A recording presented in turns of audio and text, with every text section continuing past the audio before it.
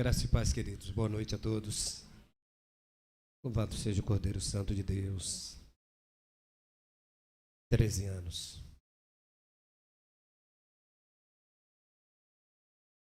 13 anos. Há 13 anos atrás, mais precisamente 13 anos e alguns dias atrás, que nós nascemos como uma igreja independente no dia 6 de setembro,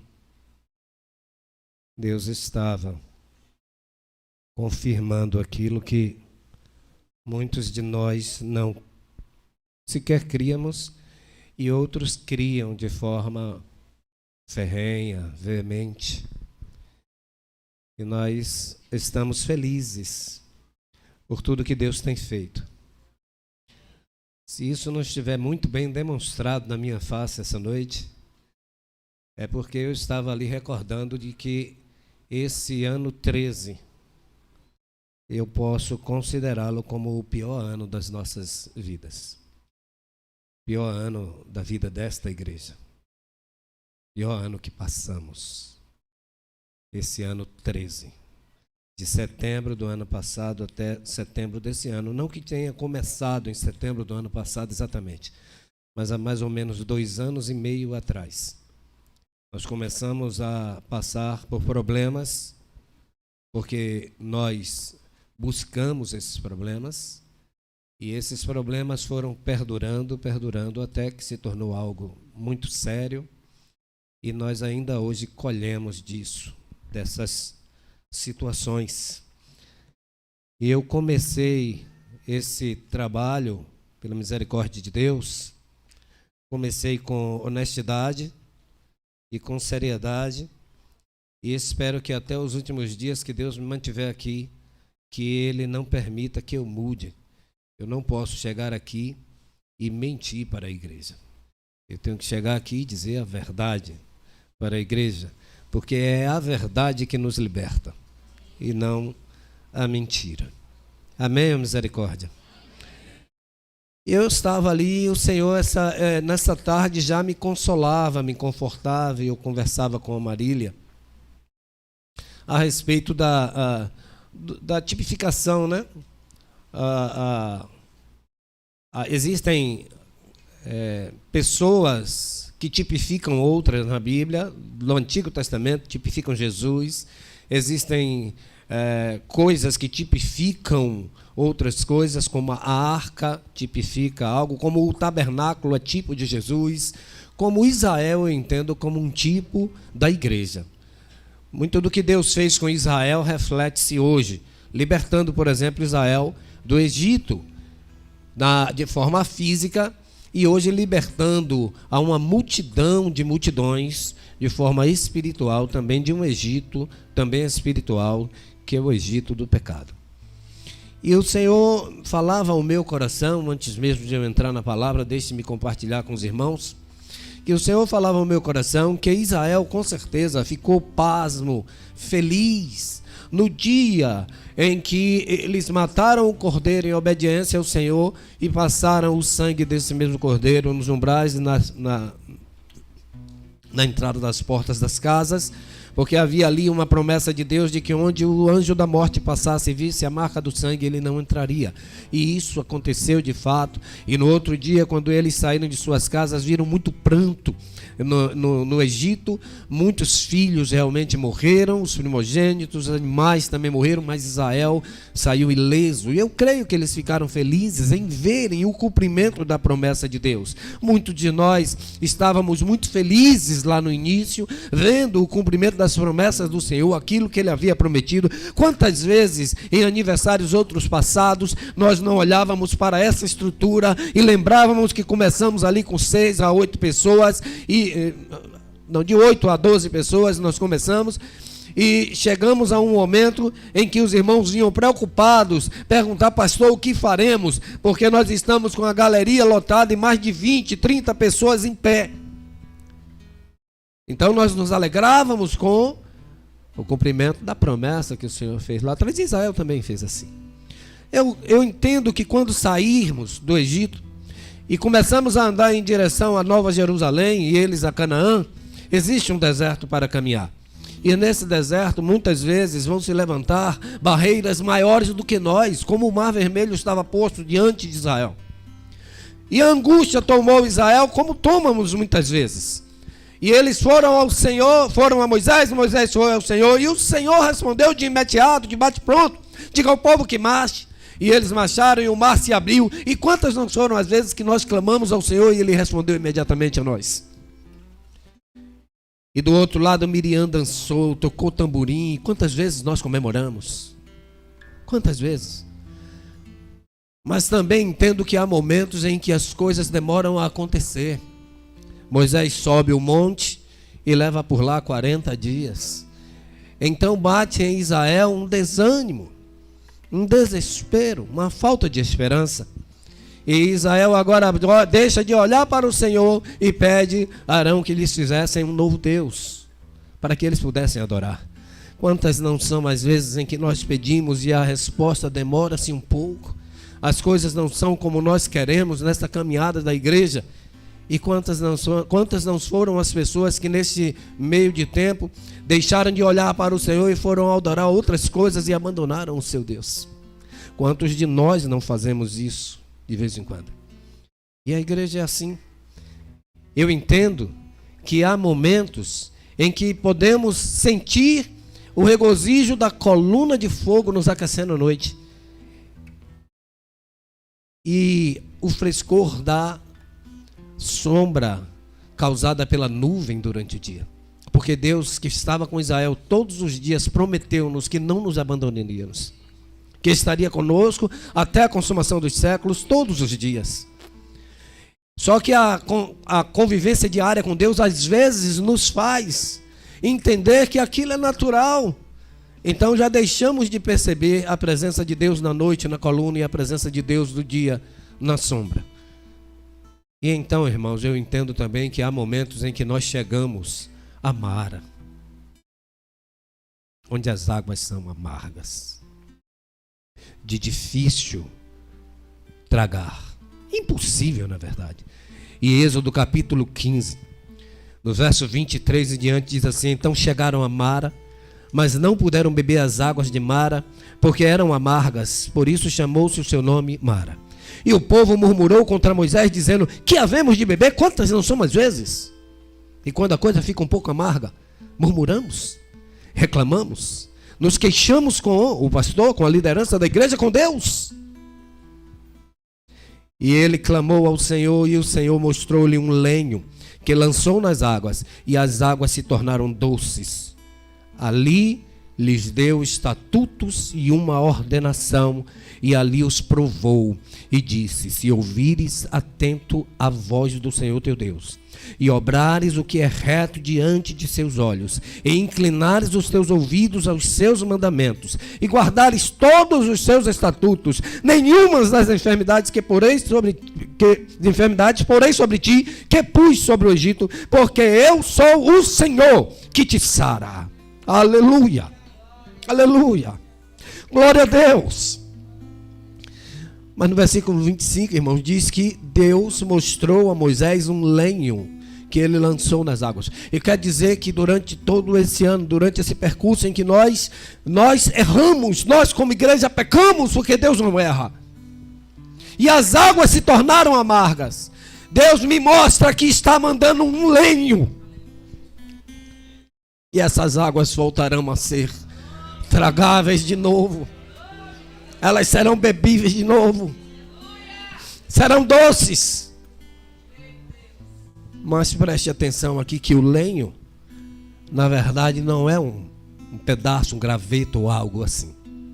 O lenho está a partir do versículo 26.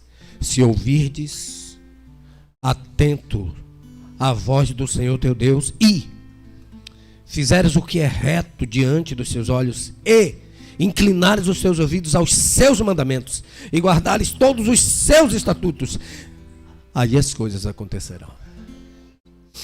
O problema é que em algum momento da nossa caminhada, alguns de nós resolveram caminhar com suas próprias pernas, ouvir o seu próprio coração, e não exatamente a voz e o mandamento de Deus. Mas não há Evangelho sem renúncia. Não há reino sem um rei. E esse rei requer súditos. E quem manda no reino é o rei. Por favor, abram suas Bíblias no livro de Mateus, no capítulo 25. Abriram, queridos? A partir do versículo 1, nós vamos até o 13. Parábola das 10 virgens. Então, o reino dos céus será semelhante a 10 virgens que, tomando as suas lâmpadas, saíram a encontrar-se com o noivo. 5 dentre elas eram nécias e 5 prudentes. As nécias, ao tomarem as suas lâmpadas, não levaram azeite consigo. No entanto, as prudentes, além das lâmpadas, levaram azeite nas vasilhas. E tardando o noivo, foram todas tomadas de sono e adormeceram. Mas à meia-noite ouviu-se um grito: eis o noivo. Em algumas traduções, o noivo vem aí. Saí ao seu encontro. Então se levantaram todas aquelas virgens e prepararam as suas lâmpadas. E as nécias disseram às prudentes: dai-nos do vosso azeite, porque as nossas lâmpadas estão se apagando. Mas as prudentes responderam: não, para que não nos falte a nós e a vós outras. Ide antes aos que o vendem e comprai-o. E saindo elas para comprar, chegou o noivo, e as que estavam apercebidas entraram com ele para as bodas, e fechou-se a porta. Mais tarde, chegaram as virgens nécias, clamando: Senhor, Senhor, abre-nos a porta. Mas ele respondeu: em verdade vos digo que não vos conheço. Vigiai, pois, porque não sabeis o dia e nem a hora. Queridos, essa parábola está dentro do sermão profético proferido por Jesus ali no Monte das Oliveiras. Começa ali por volta do capítulo 24, onde Jesus começa a falar do que aconteceria, o que antecederia a sua volta, o seu retorno. E ele fala de princípio de dores, ele fala de guerra, ele fala de muitas coisas desse capítulo 24 até o capítulo 25. Vai falar da grande tribulação. Ele vai contar a parábola da figueira e exortar a igreja à vigilância, porque ele vem quando ninguém espera. E Jesus, depois de contar mais uma parábola, a palavra do bom servo e do servo mau, ou do servo bom e mau, ele entra nesta parábola. E ele fala aqui de um casamento, mostrando, pela simbologia do casamento judaico, principalmente, como seria o reino de Deus, a sua vinda. E nós temos falado tão pouco sobre isso, tão pouco sobre a vinda de Jesus. O retorno de Jesus é o início de uma nova era, é o início de uma vida sem mais dores, sem mais choro, sem perdermos nossos entes queridos, pais, mães, irmãos, sem mais enfermidades, sem mais calúnias, dissensões, brigas. A vinda de Jesus, a volta de Jesus, é uma vinda para buscar o seu povo, o seu corpo, a sua igreja, para habitar na eternidade com Ele. É importante atentarmos nessa figura do casamento.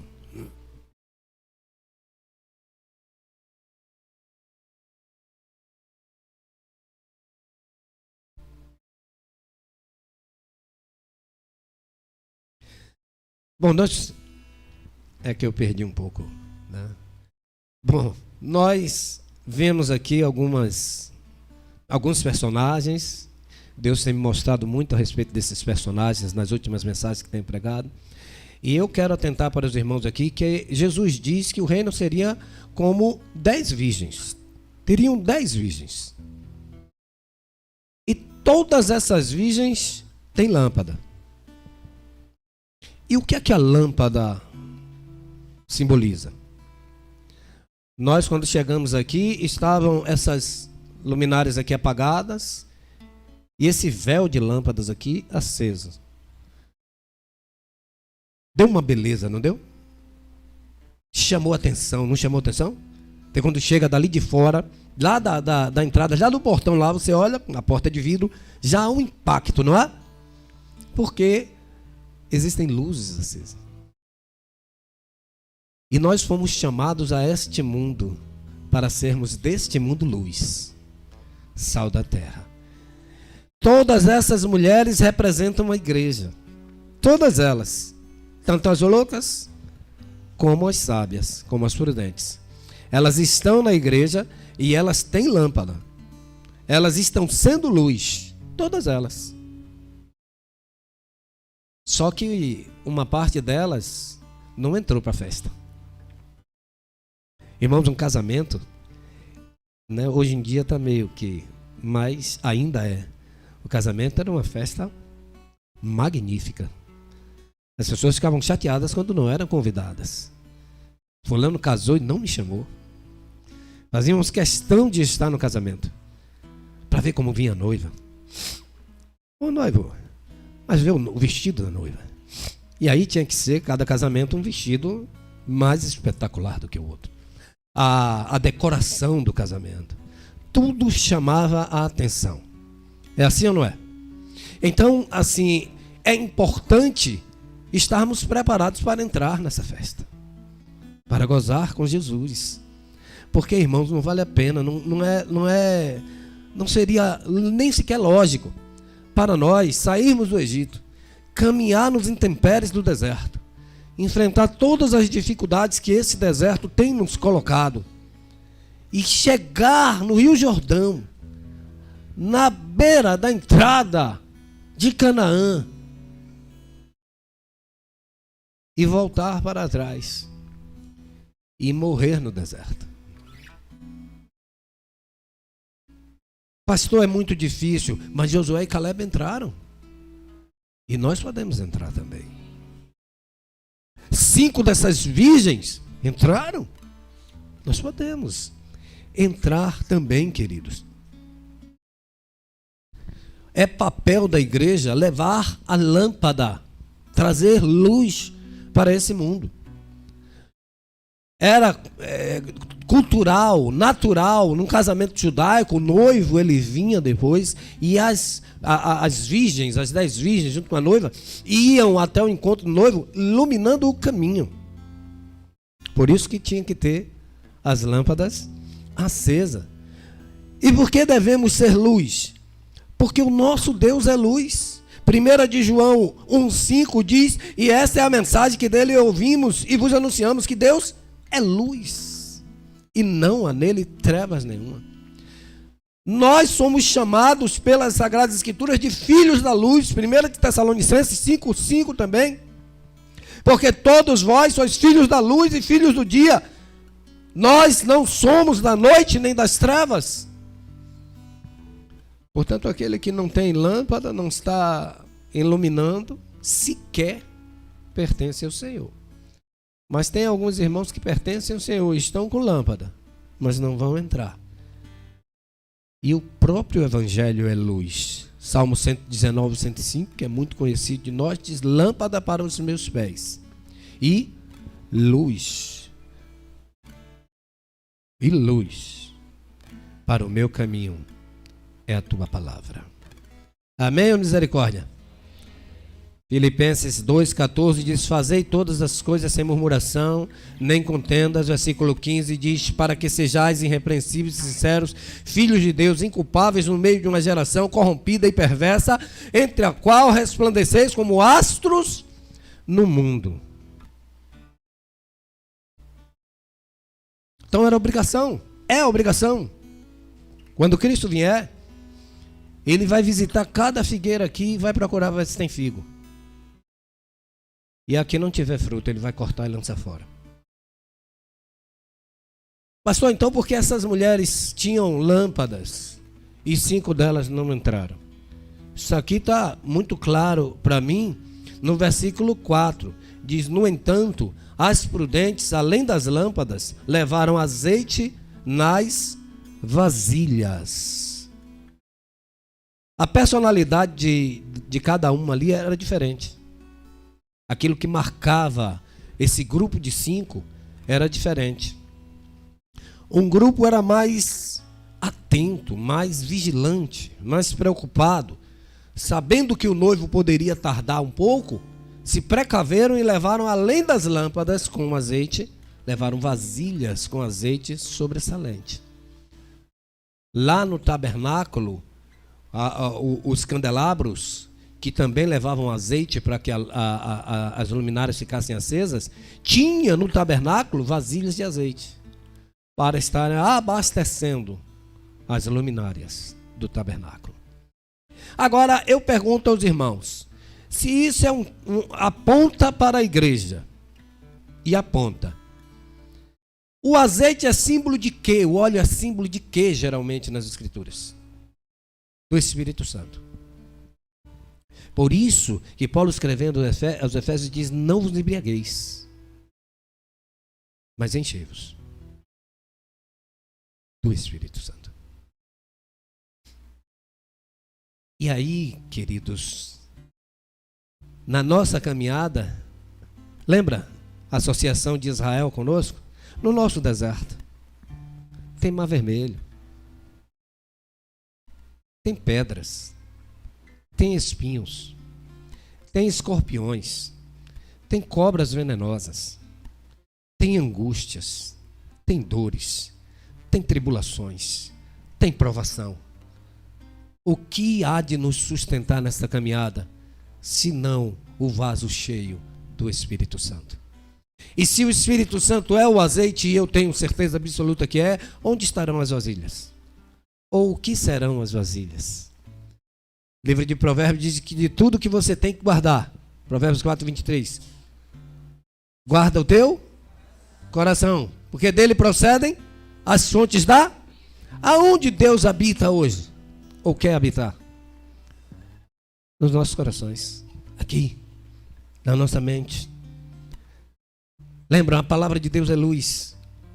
Se eu não estiver enchendo a mente com azeite, deixando azeite de reserva na vasilha, irmãos, o que vai acontecer com essa lamparina é porque nós estamos acostumados com essa lâmpada que bate o dedo e ela acende.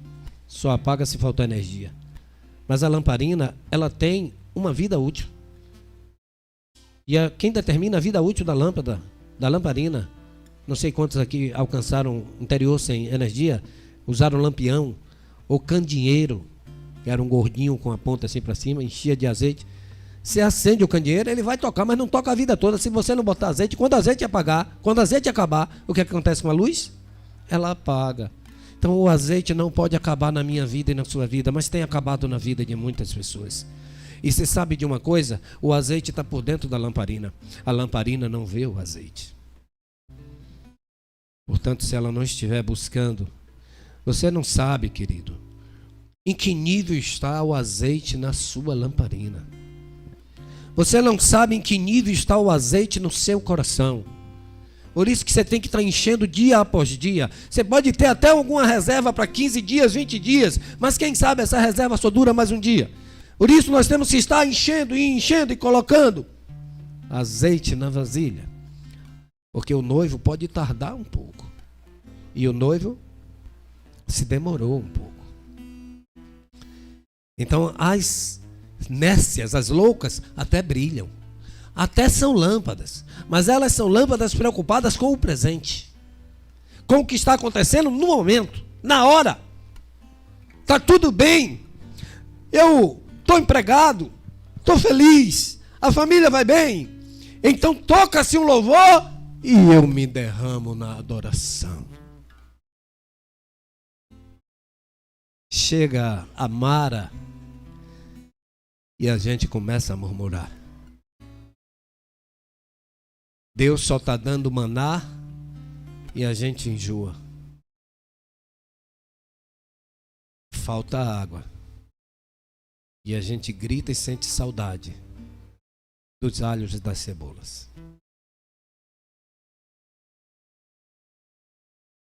Essas são as características das loucas, das nécias. E elas vão estar na igreja até aquele grande dia. Porque diz as Escrituras que alguém gritou: o noivo vem, ele chegou. E outra coisa interessante, quantas dormiram? Vocês prestaram atenção? Quantas dormiram? Deixa eu ver aqui. Versículo 5. E tardando o noivo, foram quantas? Todas tomadas de sono e adormeceram. Olha, queridos, todos nós com azeite, muito azeite ou pouco azeite, nessa caminhada o Senhor sabe que em algum momento a gente vai sentir cansaço. Cansaço, desânimo, a ponto de tirarmos um cochilo. Deixa eu dar uma descansada da obra aqui um pouquinho, Pai.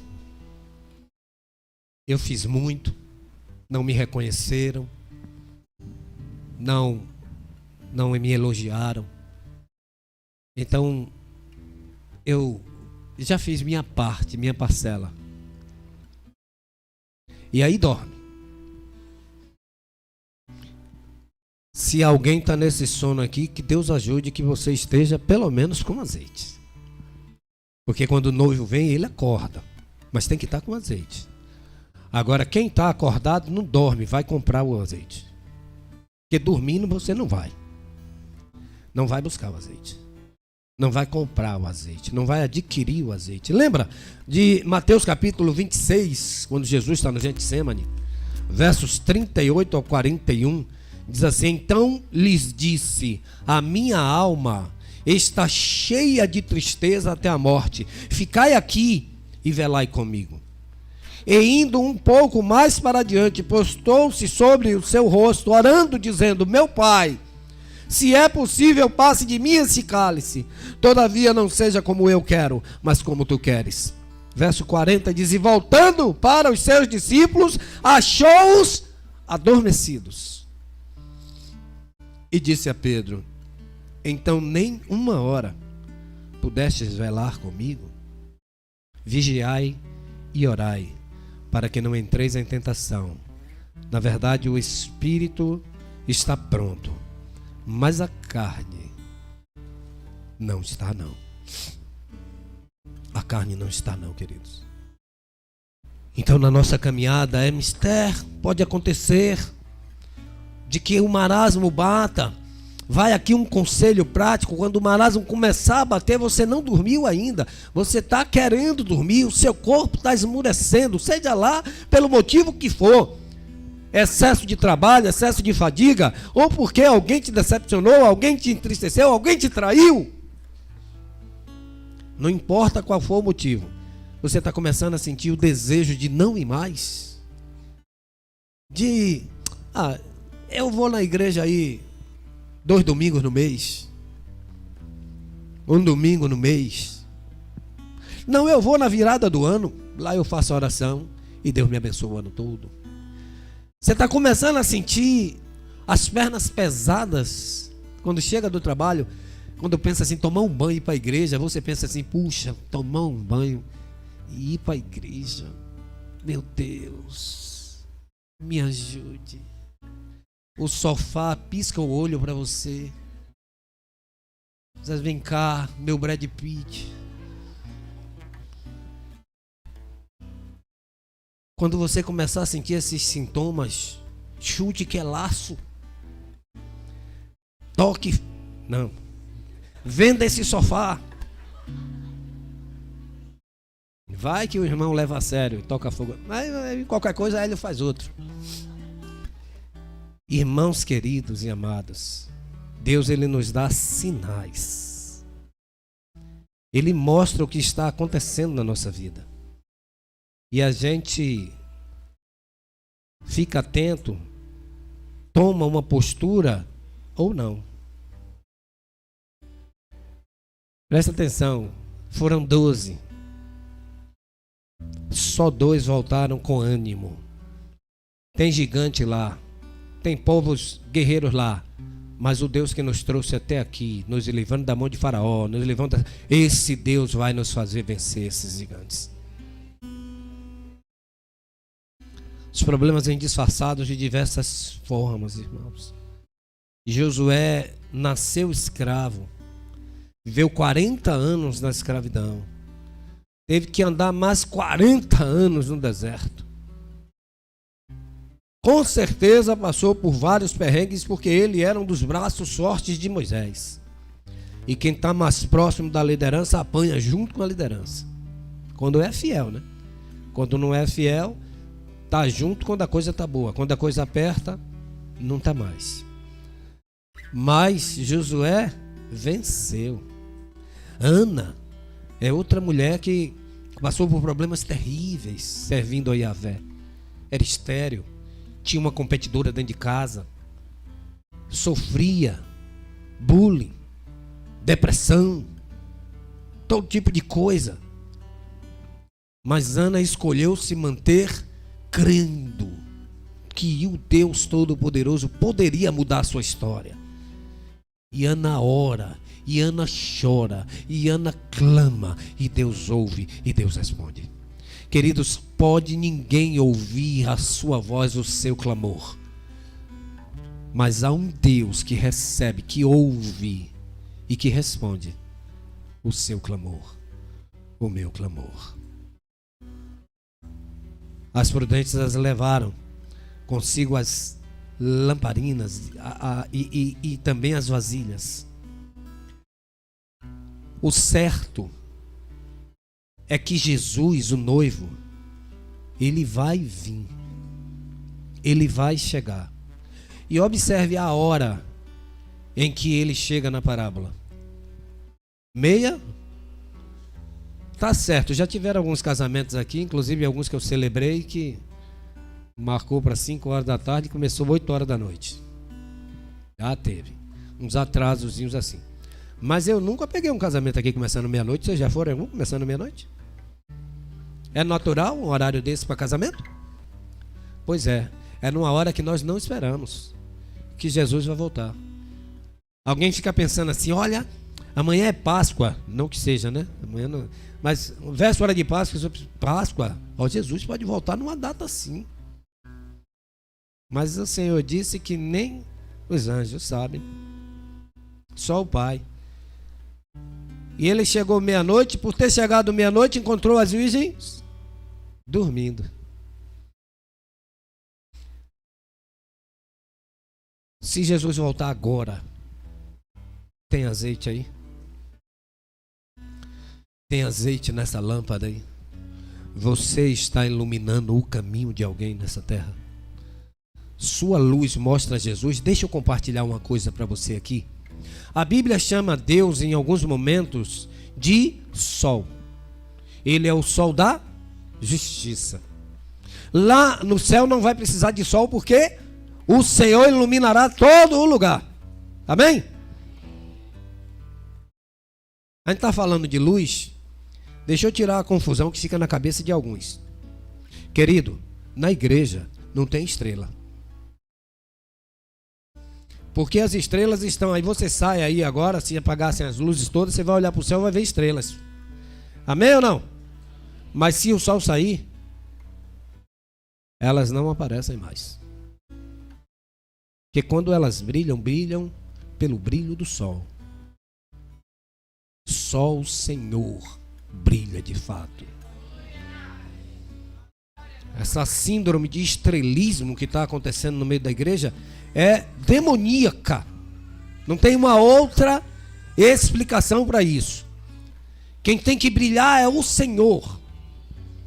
É o Deus da glória. Todo homem e mulher que faz uso de um púlpito, seja cantando, seja pregando, a música não veio dele, porque se tiver vindo dele também não chega ao céu. A pregação não veio dele, porque se veio dele não vai convencer ninguém de pecado, de justiça e de juízo. Então o autor é Deus. A ele a glória, a ele a honra, a ele o louvor, a majestade, a magnificência. Ele é Deus. Efésios 5,14. Portanto desperte, tu que dormes, e Cristo vai te iluminar entre os mortos. Ele é Deus. Já agora a coroa da justiça me está guardada, a qual o Senhor, reto juiz, me dará naquele dia.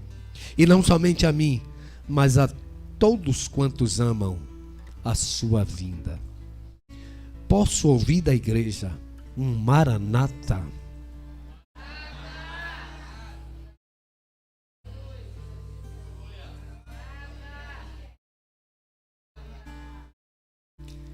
Você ama a vinda do Cordeiro? Lembram do que é que Jesus estava falando para representar o reino? De um casar? De um casar? Eu estou fazendo vocês cochilarem assim, é?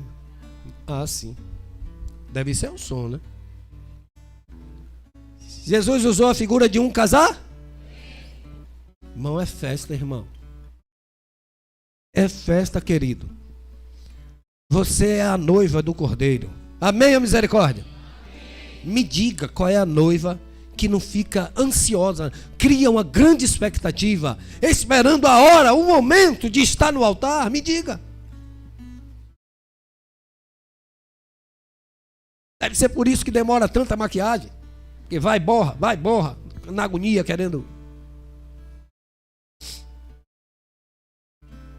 E aí se enfeita toda. O vestido pode ser o mais lindo do mundo. Ela ainda assim está em dúvida. Será que é esse mesmo? Pede conselho das colegas. E aí, gostou? E ai de alguém que diga não. Que ela não casa mais, tem que arrumar um outro vestido. Mas é capricho para quem? Para o seu noivo.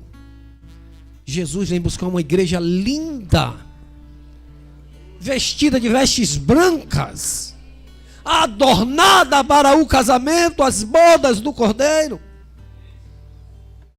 Querido, Jesus vem. O que é que eu e você estamos fazendo da nossa vida?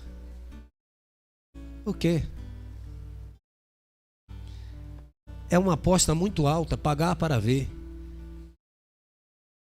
Tem vários irmãos tomando ceia de forma indigna, com o coração sujo, sem liberar perdão, usando de falsidade. Tem outros que são tão honestos que nem estão tomando a ceia por causa disso. Porque sabem que estão no erro, não vou tomar a ceia. Estão todos os dois errados. Todos os dois devem consertar e sentar-se à mesa com Jesus e tomar a ceia. Crentes que estão vivendo hoje de frases feitas, frases de pensadores, de analistas. Olha como é forte, forte. Meu Deus, fiquei todo arrepiado. Forte essa palavra. Aí você vai olhar, tá onde, meu filho? Que livro é? Não. Evangelho segundo o coach, capítulo 5, verso 6. Estão vivendo de aparência, pagando uma aposta, querido, que você não pode ganhar. Porque enquanto o irmão está achando você bonito e santo, Jesus está lhe olhando por dentro e vendo que você é podre. Que nós, sem Cristo, somos podre. Podridão. Esta matéria, quando perde o fôlego que vem de Deus, em poucos dias ela se torna um monte de germes, de vermes. A putrefação toma conta, o mau cheiro. É nojento ver um corpo em decomposição, dá ânsias de vômito. Mas aquele que está em Cristo, além de ter vida eterna, receberá um corpo glorioso. E aí, pagaremos o preço mesmo, para não nos expormos. Carregaremos conosco o peso do pecado, porque o pecado traz peso, traz dores. Com Cristo também tem dores. É deserto. É às vezes escassez. Mas o provedor caminha na frente e vai provendo todas as coisas. Glórias sejam dadas ao Cordeiro Santo de Deus. Quando o Senhor falou comigo sobre esse tema, Ele já falou perguntando: quem são as virgens que estão na minha igreja? Pergunte a meus filhos quem eles são. Não que ele não saiba, mas para despertar em você o entendimento de quem você é. Já falei aqui e vou continuar orientando. Quem puder, compre e leia Perfil de Três Reis. É um livro deste tamanho, dessa finura. Você lê em 1 hora de relógio. E leia e venha me dizer: pastor, em momento nenhum eu me identifiquei com Saul. Venha mentir. Porque em vários momentos que eu estava lendo esse livro, eu dizia para mim mesmo, cheio de dor, e dizia: meu Deus, eu sou Saul. Saul sou eu. Porque o Senhor traz revelações, irmãos, de atitudes que nós tomamos e às vezes nem estamos percebendo o que estamos tomando. Porque o príncipe desse século é mestre em cegar o entendimento. É mestre em oferecer coisas, em fazer desafios. Você não é filho de Deus? Deus não te adotou? Então diga a essas pedras que se tornem pães. Isso eu estou falando, parafraseando para nós, porque Jesus não é adotado. Mas o que Satanás fez com Jesus, faz conosco. Você não é crente agora? Bote a mão ali, eu quero ver ele ser curado. Faça assim, faça assado. Mas aquele que crê em Deus não crê pelos milagres, crê pela santa revelação do Evangelho e da presença do Espírito Santo na mente do homem, convencendo ele que ele vive no pecado e que precisa consertar a vida para Jesus. As outras coisas são acrescentadas à vida do homem conforme a vontade do Pai, porque o próprio Filho no Getsêmani declara: Senhor, a minha alma se angustia, se possível for, passe de mim esse cálice, mas não seja a minha vontade, mas a tua. Jesus estava naquele Getsêmani sendo exemplo para mim e para você. Não só na hora que ele lavou os pés dos discípulos no cenáculo, no local onde eles cearam, mas também no Getsêmani, também na cruz. Quando alguém lhe atravessar as mãos com cravos, lembre do que Jesus disse na cruz, não do que o seu coração quer dizer. Quando alguém te ferir na cabeça com coroa de espinhos, lembre do que Jesus falou na cruz e não do que você gostaria de dizer. Você é discípulo do Senhor Jesus. Tem azeite aí? A vasilha está com você? Você está se enchendo do Espírito? Você está desanimado? Está desanimada? Parou no caminho? Tirou a mão do arado? Não ara mais? Fica esperando os irmãos ararem para comer do fruto deles? É assim que você está? A parábola que antecede essa parábola, a parábola do servo bom e do servo mau, diz que Jesus escolheria servos para tomar conta dos servos dele. E se ele fizesse bem, Jesus o recompensaria. Mas se o servo pensasse assim, ele está demorando, e começasse a maltratar, a chicotear os seus servos, quando ele voltasse, ele lançaria esse servo mau no local onde há choro e ranger de dentes. Se vamos servir ao Senhor, e vamos fazer direito, vamos fazer da forma correta, e nós não conseguimos sozinhos. Tem que ter azeite, tem que ter o Espírito Santo. Se o Espírito não for conosco, irmãos, olha só, Deus queria mandar um anjo. José disse: não vou não. Um anjo não é suficiente. Se o Senhor não for conosco, nós não saímos daqui. Queridos, o Espírito Santo é Deus, e se Ele não estiver conosco, nós não venceremos. Só somos vencedores em Cristo. Amém? Os irmãos entendem isso? E, irmãos, eu tenho orado ao Senhor, porque nesses últimos dias eu tenho percebido que Deus tem me dado uma palavra rema,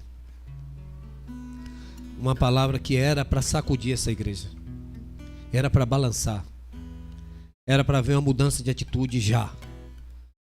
E a gente não consegue identificar isso em um número grande, em um número razoável de irmãos. Que Deus balance essa árvore. Em nome de Jesus, permita que Deus balance a sua árvore. Permita que o Senhor... Olha só, o azeite vem da azeitona. A azeitona vem da árvore da oliveira. A Bíblia diz que existe uma oliveira genuína, real, que é Jesus. Se não tiver ligado nele, não desce a seiva para os ramos, não há alimento. E o que é que nós lemos aqui no início? Que lá em Êxodo, quando estão nas águas de Mara, o Senhor viu o seixo, mostra o seixo. Mas ele diz logo a seguir que nós precisaríamos atentamente ouvir a voz, com prudência obedecer a voz, com inteligência caminhar sobre a voz. É Deus quem vai adiante de nós. É o Senhor que vai dentro de nós. E o Espírito nos aponta o caminho.